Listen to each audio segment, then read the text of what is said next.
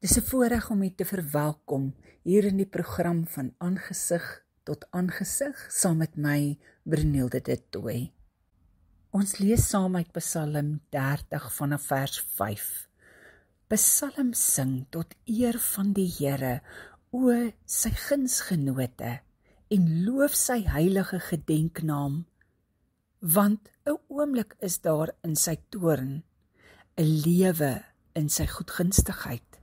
Saans vernag die geween, maar smorens is daar gejuig. Ek het wel in my sorgeloosheid gesê, ek sal vir ewig nie wankel nie. Here, u het my berg deur u welbehae sterk laat staan. U het u aangesig verberg. Ek het verskrik geword. Ek het u aangeroep, Here, en ek het die Here gesmeek.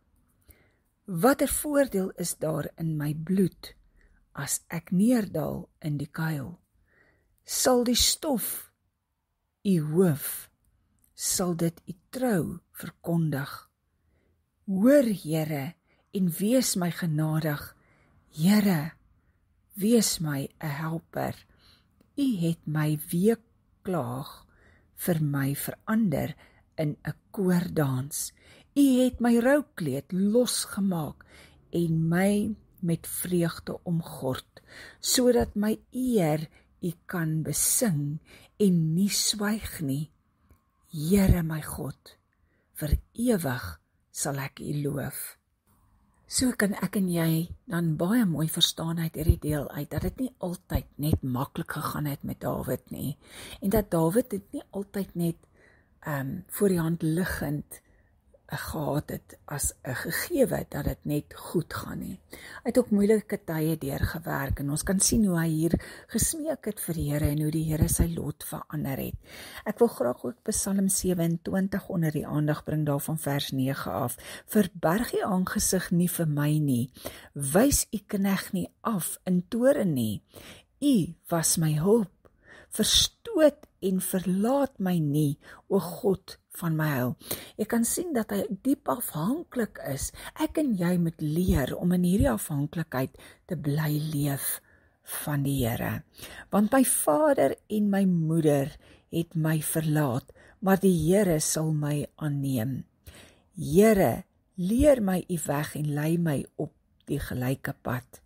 Vanweë my vyande, gee my nie oor aan die begeerte van my teestander nie, want valse getuienis het teen my opgestaan en hy wat geweld uitblaas. O, as ek nie geglo het dat ek die goedheid van die Here sal sien in die land van die lewendes nie. Hierop wil ek net die klem lê, dat hy 'n keuse gehad om te glo dat hy die goedheid en die guns van die Here sal ontvang. Jy weet, soms gaan ons deur 'n verskriklike moeilike tyd en dis amper asof almal teen jou draai en jy half voel, maar weet jy wat, daar is vir my geen uitkoms nie, ek het geen doel oor nie, want ek word verswelg deur hierdie moeilike goed. Maar om in daai tyd na die Here toe te draai. Jy weet, dalk gaan jy deur 'n tydperk waar jy jou werk verloor het, omdat daar vals getuies teen jou gelewer is.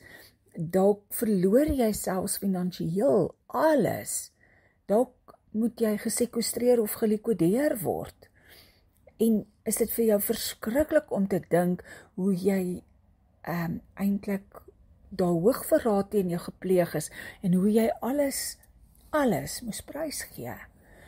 Maar hier leer ons in die woord dat Dawid weet dat hy sy God aangryp en roep dat hy nie teen hom draai nie, is daar nog vir hom hoop. So ek en jy moet leer om in elke saak na God toe te draai en so vas te maak dat hy is 'n goeie God. Hy is die God van oorvloed. Hy is die een wat oor ons drome droom van voorspoed en nie van teëspoed nie. Maak nie saak wat die teëspoed is wat jou getref het nie. Dat jy jou fokus sal reg kry om te weet Dis net deel van die journey, dis nie die einde van jou verhaal nie. Dis die begin van die nuwe deel van jou verhaal. Skuif jou klem wanneer dinge vir jou moeilik is. Gryp aan die Here vas, want jy het niks anders nie. Gryp vas en hou, en sê, Here, ek gaan nie los nie, totdat U my seën. En op hierdie stadium is dit belangrik om soos Dawid te sê, ek hou aan U vas, en dankie dat U my nie verlaat nie, moet my asseblief nie verlaat nie. En om te smeek, kom ons kyk na vers 14, wag op die Here. Wag op die Here. Wat beteken dit om te wag op die Here? Dit beteken om stil te word van jou eie planne, stil te word van jou eie denke, stil te word van jou eie begeertes en regtig te wag om sy stem te hoor. Maar dit beteken ook om tyd te maak, om by hom te gaan sit, om dit te kan doen. En regtig net te sê, Here, ek is jammer vir die dele waar ek van U af weg beweeg het, waar ek rykdom, eer en roem dalk nagejaag het. Laat my fokus en U najaag, waar ek alle ander dinge aan die evangelie bygevoeg het. Die woord van die Here leer ons uitdruklik, ek het jou geroep om een evangelie te verkondig. Moenie allerhande goedjies kom bysit nie. Lees wat daar staan en staan by dit wat in jou Bybel staan. Moenie dit verander het nie. So wag op die Here. Wees sterk en laat jou hart sterk wees. Hier is 'n opdrag. Dis nie 'n toestand van jou gesondheid nie. Dis wees sterk. Met ander woorde, kom op die punt waar jy sê, in Christus is ek sterk en staan ek sterk. En dan staan jy vir dit. As hy vir jou 'n belofte gegee het toe jy stil geword het voor hom, dat hy jou gaan deurdra, hy sê in sy hele woord, kort sê hy wil oor ons guns uitspreek, hy wil ons lewe seën, hy wil ons voorspoedig maak, hy droom oor ons drome van voorspoed en nie van teëspoed nie. So, ons kan sien dat hy 'n goeie Vader is wat ons aanmoedig en aanmoedig en aanmoedig. So wees dan sterk, hou vas aan daai, as jou gedagtes wil twyfel en wil wegtrek van God se sterkte af. Stop jouself. Jy is in beheer van jou denke, jy is in beheer van jou tong. Stop jouself en stop jou geklaarry en jou treurmare oor dit wat verby is en wat jy verloor het. As die Here vir Job sterker en beter aan die ander kant kon uitbring, dan kan hy ook vir jou en my, wanneer ek en jy ons woorde in lyn bring met hom. Ons gaan lees dan ook in Kolossense 3 daarvan vers 1 af. As julle dan saam met Christus opgewek is, soek die dinge daarbo, waar Christus is en aan die regterhand van God sit. Bedink die dinge wat daarbo is, nie wat op die aarde is nie. Want julle het gesterwe en julle lewe is saam met Christus verborge in God. Hoe maklik is dit vir my en jou om wêrelds te begin dink? Kom ons skuif ons gedagtes terug na God toe. Wanneer Christus, wat ons lewe is, geopenbaar word, dan sal julle ook saam met hom in heerlikheid geopenbaar word. Maak dood dan julle lede wat op die aarde is, naamlik hoerery, onreinheid, hartstog, slegte begeertes en gierigheid, wat afgodediens is, waardeur die toorn van God oor die kinders van die ongehoorsaamheid kom, waarin julle ook vroeër gewandel het, toe julle daarin geleef het. Maar nou moet julle ook dit alles aflê, naamlik toorn, woede, boosheid, laster, skandelike taal uit julle mond. So kan jy sien, skandelike taal, daai gevloekery, die Here soek dit nie. Lieg nie vir mekaar nie. Hoor mooi wat sê vers 9. lieg nie vir mekaar nie, omdat julle die ou mens met sy werke afgelê het en julle met die nuwe mens beklee het, wat vernuwe word tot kennis na die beeld van sy Skepper, waar daar nie Griek en Jood, besnedene en onbesnedene, barbaar, slaaf, vryman is nie, maar Christus is alles en in almal.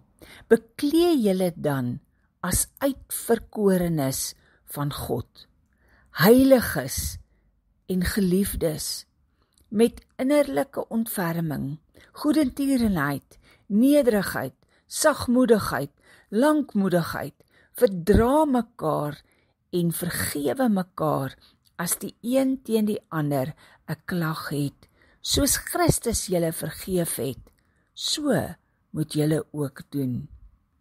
Vers 14. Beklee julle bo dit alles met die liefde wat die band van die volmaaktheid is. Vers 15.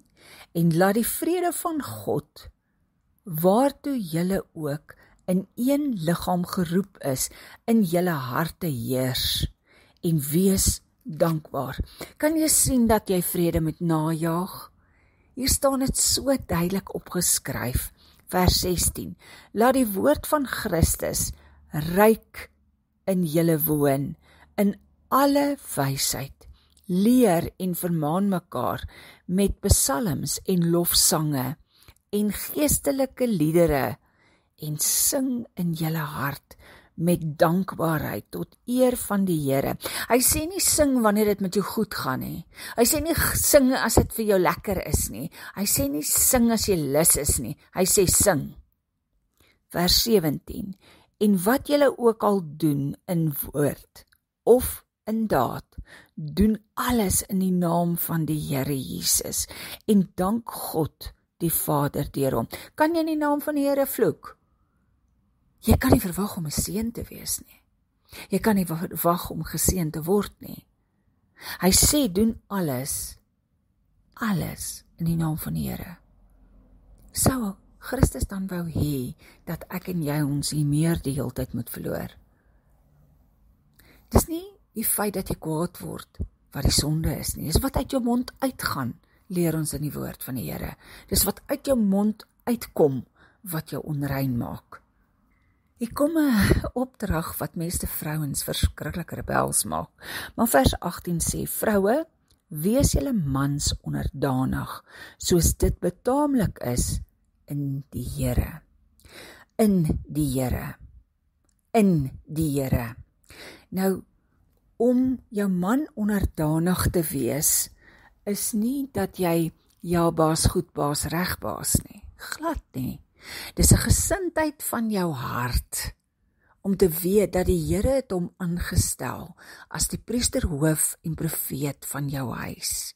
Jy as vrou kan bid dat jou man versterk word om die regte keuses in sake te maak, sodat jy en jou kinders nie daaronder ly nie. Dis deel van onderdanigheid.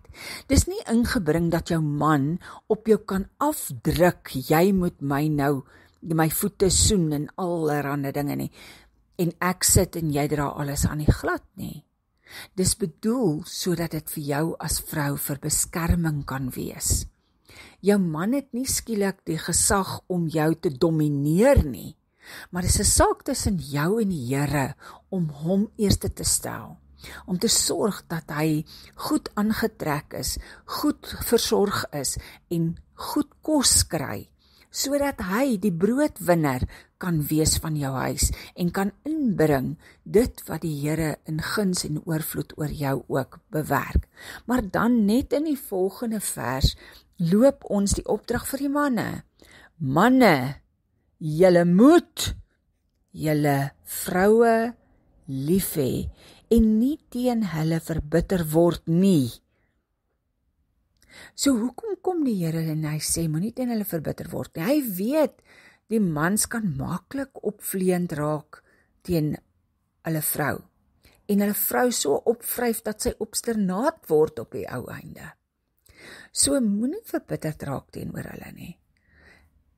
Dien jou vrou, hê jou vrou lief. Hoe is dit om 'n vrou lief te hê? Jou vrou het ook drome en ideale wat jy kan help bewerk en dit vir haar moontlik maak om ten volle haarself te wees. Jy weet, as daar 'n blomtuin is en jy gooi nooit kunsmis in daai blomtuin nie, is dit bitter groot genade as daar enige blommetjie blom. Maar as jy jou kunsmis kom gooi in daai blomtuin en jy kom versorg die roosbome, kry jy oorvloed roosbome. Ek en my man is hierdie jaar ons is 39 jaar getroud in Junie. En ek het by ons geplant 40 roosbome, want ek wil graag hê volgende jaar, as ons 40 jaar getroud is en die Here ons lewens spaar, moet hierdie roosbome blom. Nou kan ek jou iets vertel. Dis harde werk. Dit was harde werk om my gate te grou en hy plante daarin te sit. So jy het nodig om in jou vrou se lewe, in daai grond, in daai akker, diep gate te grou, kunsmis in te sit, die plant in te sit, en dan moet daai plant nog gesnoei en versorg word met nog en nog en nog en nog voeding om te kan groei. Dis werk om getrou te wees. Dis werk, maar is lekker werk. Dis heerlik wanneer daai blomme so oopmaak en hulle geur kom uitgee. Hoe meer jy insit in jou eie blomtuin, hoe meer blom dit, hoe meer is daar 'n geur wat aanneemlik is. Daar word so maklik gehamer op vrouens, julle met julle manne onderdanig wees. Maar wat dan van manne? Jy moet jou eie vrou lief hê. Versorg haar, bederf haar, help haar, ondersteun haar. Dan kom ons by vers 20. Kinders, julle moet julle ouers in alles gehoorsaam wees, want dit is die Here welbehaaglik. Nou hy praat van kinders, hy praat nie van volwasse opgegroeide manne en vroue wat hulle eie huise het nie. Hy praat van kinders wat nog, nog nie mondig is nie. OK, as ons hierdie orde volg, ek kyk na my eie kinders, ek het drie van my eie en een aangeneemde kind. En as ek kyk na hierdie kinders, die wat onderdanig is, wat hulle lewe deur gehoorsaam was en geluister het, hulle is die wat maklik leef. Hulle kom maklik aan 'n nuwe pos, hulle word maklik bevorder, hulle gaan maklik vooruit nou as volwassenes. Maar die wat bietjie rebels was, hulle sukkel maar. Hulle stoei en dis wroging in hulle gees. So leer om gehoorsaam te wees. Dan vers 21, Vaders, moenie julle kinders terg nie, sodat hulle nie moedeloos word nie. 22, Diensknegte, julle moet julle Here na die vlees in alles gehoorsaam wees, nie met oediens soos mensbehaers nie, maar in eenvoudigheid van hart, omdat julle God vrees. So wanneer jy vir 'n baas werk, wees nederig en hou jou by gehoorsaamheid om te doen dit wat gevra word. En wat julle ook al doen, doen dit van harte, soos vir die Here en nie vir mense nie. So alles wat jy doen, doen dit van harte soos vir die Here en nie vir mense nie. Omdat julle weet dat julle van die Here die erfenis as vergelding sal ontvang, want julle dien die Here Christus. Maar wie onreg doen, sal die onreg wat hy gedoen het, terug ontvang en daar is geen aanneming van die persoon nie. So of jy die Here dien en of jy nie die Here dien nie, as jy onreg doen, sal jy onreg terug ontvang. Wat jy saai, gaan jy maai. Hoeveel keer het jy dit al gehoor? Maak dit vas in jou hart. Wat jy aan ander een doen, gaan aan jou teruggedoen word. Jy gaan dit ontvang. As jy oneerlik is, gaan daar oneerlikheid teen jou gedoen word. As jy vriendelik is, gaan daar vriendelikheid aan jou gedoen word. As jy goed is, gaan goed aan jou gedoen word. Maak dit vas in jou hart. Wanneer jy deur hierdie moeilike tye gaan, dit wat jy sê, gaan vir jou wees. Jy gaan swaar kry as jy swaar kry die heeltyd uitspreek. Dalk het jy nodig om te gaan sit en te repent. En ek gaan weer vir jou verduidelik. Repentance beteken nie, Here, ek repent nie. Dit beteken jy vat verantwoordelikheid vir dit wat jy verkeerd gedoen het. As jy iemand te nagekom het, dan gaan jy op jou knie en jy sê, Here, ek het hierdie vrotkol in my karakter. Vergewe my dat ek nie daaroor geheers het met u krag nie. Vergewe my my woede, vergewe my my slegte gewoontes, vergewe my vir wat ek gedoen het aan Annie, Sannie, Koos, Piet, Gert, wie ook al hulle was. En as jy nodig het om terug te draai na daai persoon toe en hom te gaan sien en vir hom te gaan sy voete was en te sê, vergewe my voor die Here vir wat ek aan jou gedoen het.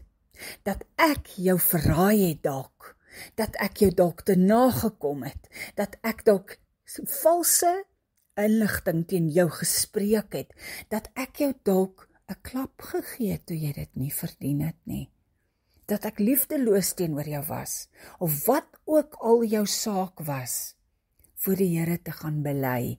Dit is wat repentance beteken. Jy vat verantwoordelikheid vir jou aandeel.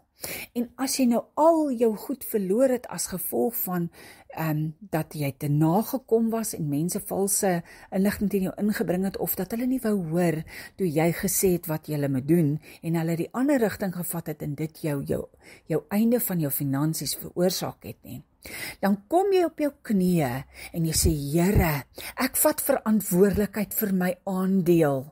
Ek is skuldig vir my eie besluite. Vergewe my dat ek dit nie in u hande gesit het en gewag het op u, sodat u inspraak kon lewer, sodat ek kon hoor dit wat u wil doen nie.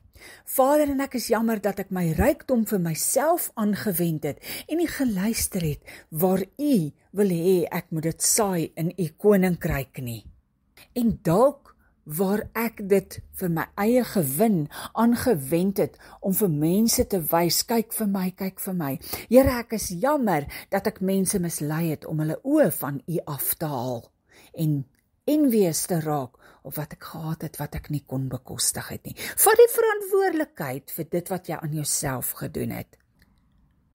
2 Korintiërs 13 vers 5 sê, ondersoek julleself of julle in die geloof is. Ondersoek jouself. Gaan kyk of dit wat jy gedoen het in die geloof van God is. Stel jouself op die proef. Of is julle nie seker van julleself dat Jesus Christus in julle is nie? Gaan hang die skaal, gaan hang die skietlood reg langs jou lewe en kyk of jy in Jesus Christus is. Gaan kyk of jou lewe korreleer met die Bybel. Ek gaan verder, as julle ten minste nie verwerplik is nie, maar ek hoop dat julle sal insien dat ons nie verwerplik is nie.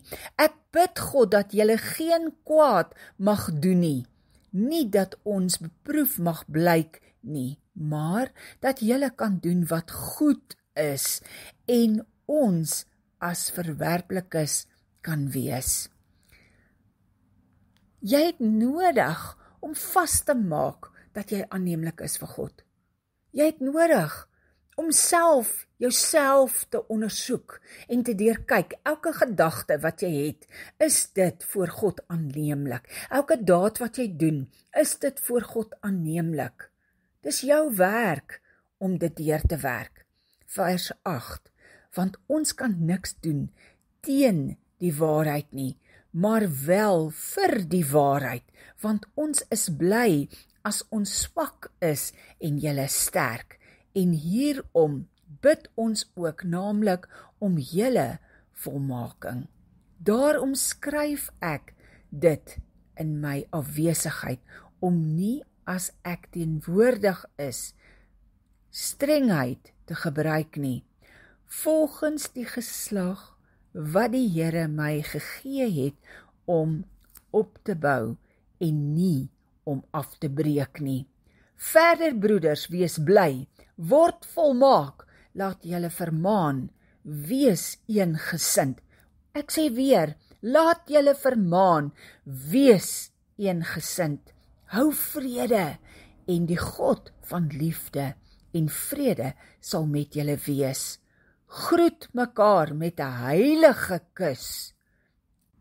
Al die heiliges groet julle. Die genade van die Here Jesus Christus en die liefde van God en die gemeenskap van die Heilige Gees sy met julle almal. Ons blaai na Spreuke 18 vanaf vers 10. Die naam van die Here is 'n sterk toring. Die regverdige hardloop daarin en word beskud. Ek wil jou herinner aan vers 20. Van die vrug van iemand se mond word sy maag versadig. Hy word versadig van die opbrengs van sy lippe. So wat jy sê, dit is wat jou toekoms is. Dood en lewe is in die mag van die tong. En elkeen wat dit graag gebruik, sal die vrug daarvan eet. Ek wil vir jou baie mooi herinner. As jy dood spreek, gaan jy dood erf. Dis wat jou deel gaan wees. As jy lewe spreek, gaan lewe jou deel wees. So as jy op die oomblik in daai moeilike diep put sit, en jy bly negatief praat, gaan jou put dieper word. Maar as jy begin die woord van God naspeur, en jou hart ondersoek of jy in Christus is, en in lyn met dit begin praat, God is vir jou en nie teen jou nie. Hy droom oor jou drome van voorspoed en nie teëspoed nie. En jy hou nie 'n oomblik maaltyd met die negatiewe goed nie, sal jy gered word. Jy sal beterskap in alle opsigte van jou lewe ervaar en jy sal vooruit gaan. Want God is 'n waarmaker van sy eie woord. Ons dankie vir u vrug op u eie woord, Here, sodat ons weet u woord staan vas. U woord is ja en amen oor my lewe en sal vir altyd so wees. Ek groet u in die wonderlike naam van Jesus. Totsiens.